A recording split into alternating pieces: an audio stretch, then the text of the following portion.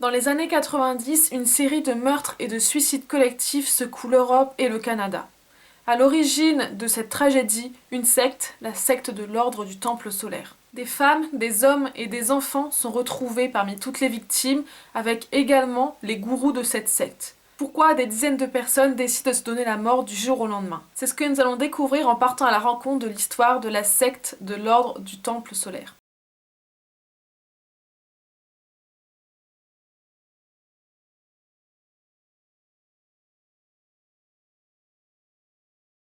Donc alors tout d'abord, la secte de l'Ordre du Temple solaire, elle apparaît dans les années 80, plus précisément en 1984, et elle est fondée au départ par une personne qui s'appelle Joseph Dimambro. Donc c'est le stratège financier et l'organisateur principal de cette secte, mais on a aussi deux autres membres, avec d'abord Luc Jouret, qui est un médecin spécialisé dans l'homéopathie et qui lui va vraiment servir de recruteur en fait à la secte. Et on a également un autre personnage qui s'appelle Michel Tabachnik, je sais pas trop, qui lui est un chef d'orchestre qui va devenir l'idéologue du groupe, notamment en écrivant le livre, le livre qui va servir de guide, on va dire, à tous les adeptes, de référence en fait, pour la secte. Donc la secte, quand elle apparaît, elle se veut vraiment un prolongement de l'ordre des Templiers, qui était donc un ordre militaire et religieux du XIIe siècle. Vous avez sûrement déjà dû en entendre parler. C'était ces chevaliers en quelque sorte avec ces croix rouges sur leur robe là. Je vous mets une photo juste là. Et donc cette secte se veut vraiment un prolongement de cet ordre des Templiers là. À l'époque, elle cartonne, cette secte, puisqu'il y a quand même plus de 600 adeptes qui adhèrent aux idées de la secte et tout, et ça peut nous sembler, pour une secte qui se veut un prolongement d'un ordre comme ça, hyper ancien, un peu invraisemblable qu'elle arrive à rassembler et à recruter autant de personnes. Donc Joseph et Luc sont les principaux organisateurs, on va dire, avec donc Joseph qui s'occupe de toute la partie financière et tout de la secte, et Luc qui lui agit comme un réel recruteur et il va tout simplement faire énormément de conférences, puisqu'en 10 ans il fait plus de 200 conférences rien qu'en France, donc c'est juste énorme. Et il sait tellement bien parler, il a une éloquence tellement grande et un charisme impressionnant que de par son charisme et tout, il arrive très facilement à embrigader des gens et à recruter pour leur secte. Mais alors, même avec une bonne éloquence, comment est-ce qu'on arrive à embrigader des gens dans une secte comme ça, qui a des croyances peu communes, et comment en fait les gens adhèrent aussi facilement à ces croyances? Pour ça, on a le témoignage d'un certain Yannick qui lui est entré et puis sorti en 1993, donc juste avant le drame. Avec sa femme, ils sont rentrés dans cette secte. Et donc, en fait, il raconte un peu comment ce cheminement est arrivé. Il raconte qu'à l'époque, il quitte la religion catholique qu'il trouve vide de sens et il commence à s'intéresser aux Templiers, à l'ordre des Templiers. Et c'est là qu'il tombe donc sur la secte de l'ordre du Temple solaire. Et après des conversations avec Luc Jouret, il discute avec lui. Au début, il semble un peu sceptique, mais Luc va achever de le convaincre à force de persuasion, et donc il va finir par intégrer cette secte. Cette secte, elle a une idéologie très précise, et donc pour vous donner une petite idée, on a un autre témoignage d'un ancien membre de la secte qui s'appelle Marc Lourando, qui disait: on croyait qu'il existait des grands maîtres qui résidaient sur l'étoile de Sirius et qui guidaient l'humanité vers l'éveil spirituel. Ces grands maîtres communiquaient avec Joseph Dimambro, donc le fondateur, et allaient lui indiquer le moment pour effectuer un aller simple vers Sirius. Les adeptes croyaient que la réincarnation leur permettait de devenir des maîtres à leur tour. Donc c'était la croyance principale, la croyance qui était au fondement de la secte, c'était ça, c'était la croyance que un jour en fait ils iraient rejoindre les maîtres cosmiques sur l'étoile de Sirius et qu'ils partiraient pour un monde meilleur en fait.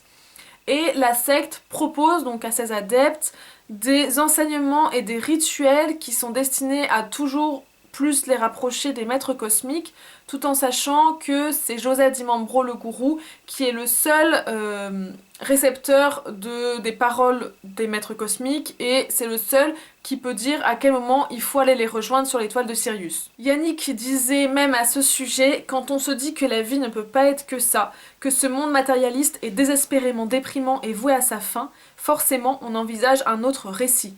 Petit à petit, on entre dans une vision du monde qui devient de plus en plus dense, complexe et qui nous éloigne de la réalité. Là, on voit vraiment l'embrigadement typique des sectes, le schéma typique. C'est-à-dire qu'on joue sur la peur et le malheur des gens pour venir promettre un monde meilleur et pour que les gens placent toute leur confiance et absolument tout ce qu'ils ont, même parce que même au niveau matériel, c'était réellement ça. Et donc pour se mettre au service d'un homme, là en l'occurrence Joseph Di Mambro qui était donc le gourou de la secte, et pour se donner absolument à lui et pour écouter, pour boire ses paroles. Yannick raconte qu'avec sa femme, en fait, au fur et à mesure, ils s'éloignent énormément de leur famille qui, elle, essaye plutôt de les faire revenir, en fait, d'en dehors de la secte, parce qu'ils voient que c'est quelque chose d'assez néfaste, mais eux, au contraire, se détachent donc plutôt et deviennent de plus en plus dépendants de la secte, ils s'investissent de plus en plus, et l'embrigadement est absolument total. Les gourous de la secte cherchent à recruter des personnes de plus en plus puissantes puisque leur but premier aussi, c'est bien entendu l'aspect financier de la secte, c'est de gagner un maximum d'argent, ça on verra après, mais ça reste un but premier de faire payer les membres de la secte et donc il faut des gens qui soient assez riches pour pouvoir avoir les moyens de donner une partie de leur argent à la secte. Donc pour ça, dans les membres de la secte, on trouvait des cadres d'Hydro-Québec et même un maire québécois, donc ça c'est pour la partie Canada. Et en France, on trouvait notamment la famille Vuarnet, qui elle est célèbre dans le domaine du sport et de la mode. Donc une famille assez riche, mine de rien, et en ayant ce genre de personnes, ça ne peut que les faire grossir et leur donner encore plus de moyens de prospérer financièrement en tout cas. Donc bien entendu, la secte continue sa propagande en organisant des cérémonies pendant lesquelles ils font par exemple apparaître des images au mur, des choses comme ça, et en fait tout ça n'est que trucage et illusion, puisque c'est tout simplement la femme de Joseph Di Mambro qui s'appelle Jocelyne Di Mambro, avec l'aide d'un certain Tony Dutoit qui est un autre membre de la secte, qui met en place toute cette supercherie pour faire croire en fait que ces visions apparaissent d'elles-mêmes alors que c'est clairement des effets spéciaux, et ça marchera pendant un temps avant que les gens commencent à douter. La secte a aussi un côté extrêmement sombre et qui est malheureusement extrêmement présent dans beaucoup de schémas sectaires, puisqu'on trouve notamment la notion de travaux forcés,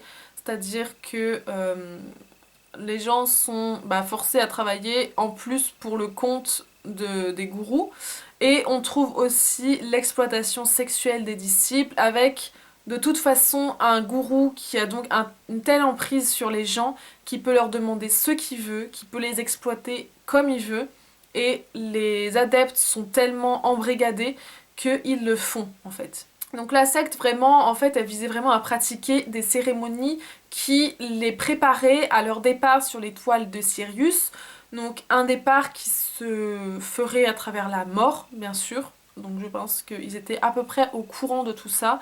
La question était de savoir quand, et ça, seulement Joseph Di Mambro pouvait le dire. Mis à part ça, les règles de la secte, il y en a plusieurs. Donc il y a plusieurs règles qui sont à respecter pour les membres. Une d'abord qui est de ne pas cuisiner que par deux pour empêcher de polluer la nourriture. Une deuxième qui est de couvrir les sièges des transports en commun d'un sac en plastique pour éviter d'absorber les mauvaises vibrations de la personne qui s'était assise juste avant vous en fait. Donc c'est des choses complètement dingues. Et la troisième, c'était tout simplement, selon un témoignage, c'était tout simplement que tout était payant. C'était pas vraiment une règle, mais en tout cas il fallait donner son argent. Parce que même ceux qui ne payaient pas étaient invités à s'en aller, donc étaient chassés de la secte, ce qui peut paraître un peu invraisemblable. Et D'ailleurs à ce sujet, il disait en témoignage qu'il était même plus facile de sortir de la secte que d'y entrer. Ce qui est extrêmement contradictoire quand on sait que en fait il n'y avait pas d'empêchement et donc l'endoctrinement était encore plus fort. Parce que quand les personnes ne se sentent pas retenues, elles accordent plus facilement leur confiance puisqu'elles se disent qu'elles ne sont absolument pas manipulées, parce que si elles étaient réellement manipulées et qu'elles étaient contrôlées, bah elles ne pourraient pas s'en aller quand elles le voulaient, or que là, bah si elles voulaient s'en aller, elles étaient libres de choisir et de partir tout simplement. Et c'est ce qui fait que ça rend le truc encore plus malsain et encore plus pervers, parce que les personnes ne se sentaient pas foncièrement prisonniers ou quoi, au contraire, elles se sentaient libres, et c'est là-dedans que l'embrigadement se fait encore plus de manière malsaine et encore plus facilement, j'ai envie de dire, parce que les gens pensent y adhérer de leur propre chef, alors qu'en réalité c'est toute une stratégie de manipulation derrière qui fait qu'il y a une sorte de lavage de cerveau et qu'ils adhèrent à toutes ces idées. Donc là voilà, quand je parlais d'argent tout à l'heure et que le but premier c'était le but financier, là on y est tout simplement, puisque c'est vrai qu'il y a une pression donc sur les personnes, parce que si les personnes ne peuvent plus payer, elles doivent s'en aller de la secte, en sachant qu'elles sont de plus en plus dépendantes forcément au fur et à mesure que le temps passe, donc ça devient très compliqué et ils se retrouvent coupables bien entendu de blanchiment d'argent et d'escroquerie, parce qu'avec toutes leurs magouilles, bah ça finit par forcément, ils finissent par rencontrer ce genre de problème qui est assez typique encore une fois. Mais de toute façon, la tragédie qui va suivre est bien plus importante que tout ça, puisqu'ils vont quand même finir par tuer des dizaines de personnes avec leur secte.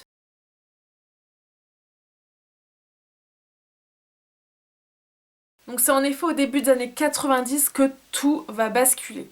À ce moment-là, on a Luc Jouret, donc, qui est le deuxième organisateur de tout ça, qui commence à sombrer dans la folie, au dire de Yannick par exemple, qui avait témoigné et qui nous dit qu'il voyait vraiment ce déclin. Donc Yannick, lui, qui est parti en 1993, donc avant tout le drame, mais Luc commençait déjà à sombrer dans la folie et à vouloir se procurer des armes à feu. Cette volonté de se procurer des armes à feu, ça attire l'attention de la police, qui va s'intéresser à la secte et qui va arrêter Luc Jouret une première fois au Canada. En voyant Luc Jouret qui se fait arrêter, il y a en interne un mouvement de panique et de paranoïa qui s'empare des membres, des gourous et aussi des membres lambda, puisque c'est vrai qu'il y a une contestation qui est assez forte. En effet, l'autorité de Joseph, elle est extrêmement contestée par les membres de la secte, qui l'accusent beaucoup de manipulation et de mise en scène. Et donc là, ça part complètement dans du n'importe quoi, puisque les gourous se retrouvent face à un mur, et à ce moment-là, Joseph pense qu'il n'y a qu'une solution. Cette solution, c'est le transit. Le transit dans leur religion, on va dire, c'est le fait de se donner la mort pour rejoindre l'étoile de Sirius.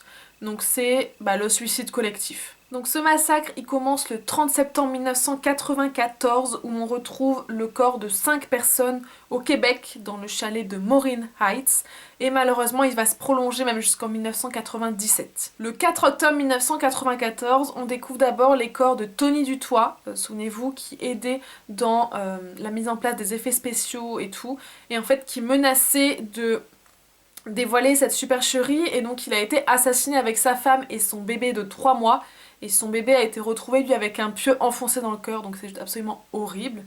Avec lui on retrouvera aussi 2 autres cadavres, donc les cadavres de Colette Rochat et de Jerry Genoux, qui étaient aussi des membres de la secte. Le lendemain, le 5 octobre 1994, c'est les corps de 25 personnes qui sont retrouvés à Salvan en Suisse, et celles-ci sont mortes par injection donc de poison. Et on retrouvera aussi Joseph et Luc d'ailleurs, qui se sont aussi suicidés avec leurs fidèles. Donc dans les 25 personnes, il y a aussi les 2 gourous principaux qui sont suicidés avec eux. Toujours en Suisse, donc à Cheiry, on retrouve 23 autres corps qui, pour une partie, donc s'est suicidé, mais pour une autre a été assassiné. Donc on parle bien de meurtre là, plus de suicide collectif. En 1995, le 16 décembre plus précisément, 16 autres personnes périssent dans un incendie dans une clairière du Vercors en France. Donc dans ces 16 personnes, on retrouve 13 adultes et 3 enfants âgés de 2, 4 et 6 ans. et donc ils se sont retrouvés immolés dans cette clairière. Et ça c'est toujours des suites, c'est les retentissements qu'il y a eu de cette secte, puisque là c'est une femme en l'occurrence qui avait mené tout ça, et qui les avait menés au suicide collectif, mais toujours selon l'idéologie de la secte, et ça survient 1 an après quand même, donc c'est quand même loin derrière. Et il y aura un dernier suicide collectif à Saint-Casimir, dans la région de Portneuf, au Québec. Et donc ce suicide fait 5 morts le 22 mars 1997, et c'est les dernières morts qui seront imputées à la secte de l'ordre du Temple solaire. Donc tous les membres de la secte ne meurent pas, bien entendu, puisqu'on a des témoignages aujourd'hui, donc c'est qu'il y en a une partie qui a survécu, mais ces dizaines de morts sont morts pour la secte et pour rejoindre un idéal, mais il y en a aussi qui se sont fait assassiner, en fait, tout simplement.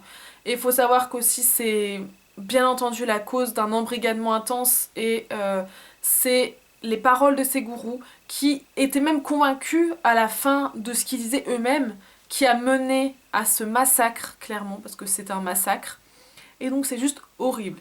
Et bien sûr qu'une fois qu'on retrouve tous ces corps et qu'on découvre que c'est la secte qui est à l'origine, on cherche des responsables, et c'est là qu'on va tomber sur Michel Tablachnik, qui était, je vous le rappelle, un des 3 organisateurs, et notamment l'auteur d'un livre qui guidait les membres de la secte et qui installait l'idéologie de la secte.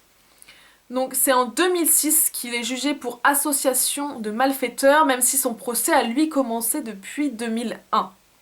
Il est accusé d'avoir fait partie de l'ordre et d'être impliqué dans la mort de 74